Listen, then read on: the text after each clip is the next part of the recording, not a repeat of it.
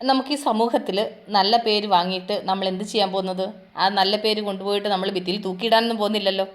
ഞാനൊരു കഥ വായിച്ചതാണ് കേട്ടോ. കഥ വായിച്ചാൽ കേട്ടെന്ന് പറഞ്ഞു കഴിഞ്ഞാൽ ഒരു കോളേജിൽ ഒരു കോമ്പറ്റീഷൻ പോലെ വെച്ചു.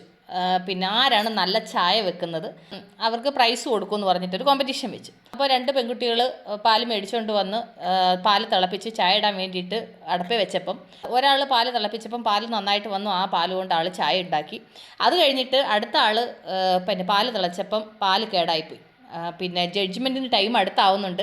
ജഡ്ജസ് എത്താറായി. എന്ത് ചെയ്യും? കെട്ടുപോയ പാൽ, ഇനിയിപ്പം പാല് പോയി മേടിച്ചുകൊണ്ട് വന്ന് ചായ ഉണ്ടാക്കുമ്പോഴത്തേന് സമയം കഴിഞ്ഞു പോകും.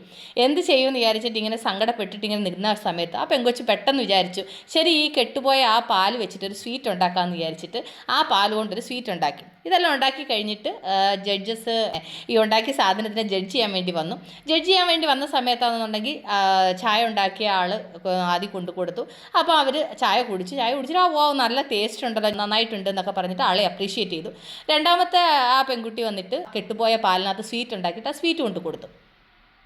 ആ ജഡ്ജി ആ സ്വീറ്റ് കഴിച്ചപ്പം ഞാൻ ഇതുവരെ ഇങ്ങനത്തെ ടേസ്റ്റിലുള്ള സ്വീറ്റ് കഴിച്ചിട്ടില്ലല്ലോ, ഇത് ഭയങ്കര ടേസ്റ്റി ആയിട്ടുണ്ടല്ലോ, ഇത് എങ്ങനെ ഉണ്ടാക്കിയേ, ഭയങ്കര വെറൈറ്റി ആയിട്ടുണ്ടല്ലോ എന്നൊക്കെ പറഞ്ഞിട്ട് ആ കുട്ടിയെ ഭയങ്കരമായിട്ട് അപ്രീഷിയേറ്റ് ചെയ്തു.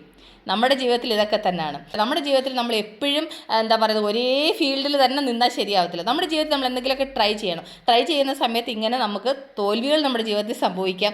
ആ തോൽവികൾ നമ്മുടെ ജീവിതത്തിൽ സംഭവിക്കുന്നത് വേറെ ഒന്നും കൊണ്ടല്ല, നമ്മുടെ ജീവിതത്തിൽ നന്മ ഉണ്ടാവാൻ വേണ്ടി മാത്രമാണ്. അത് 100% സംഭവിക്കുക തന്നെ ചെയ്യും. അല്ലാതെ നമ്മുടെ ജീവിതത്തിൽ ഞാനത് അങ്ങനെ ചെയ്ത് കഴിഞ്ഞാൽ അവരെന്ത് പറയും ഇവരെന്ത് പറയും എന്നൊക്കെ വിചാരിച്ചിട്ട് നമ്മൾ മുന്നോട്ട് ജീവിച്ചാൽ നമ്മുടെ ജീവിതത്തിൽ സക്സസ് ഉണ്ടാവാൻ പറ്റത്തില്ല. അതുകൊണ്ട് ചെയ്യുന്ന പ്രവൃത്തിയിൽ നമ്മൾ ഇപ്പോൾ എന്തെങ്കിലും ഒരു പരിശ്രമം നടത്തുന്ന സമയത്ത് ഒരു വീഴ്ചയോ സങ്കടം ഉണ്ടായെന്ന് വിചാരിച്ചിട്ട് എൻ്റെ കൂട്ടുകാരും വിഷമിക്കേണ്ട. നിങ്ങളുടെ ജീവിതത്തിൽ നിങ്ങളുടെ നന്മയ്ക്ക് വേണ്ടി മാത്രമായിട്ടാണ് അത് സംഭവിക്കുന്നത് കേട്ടോ.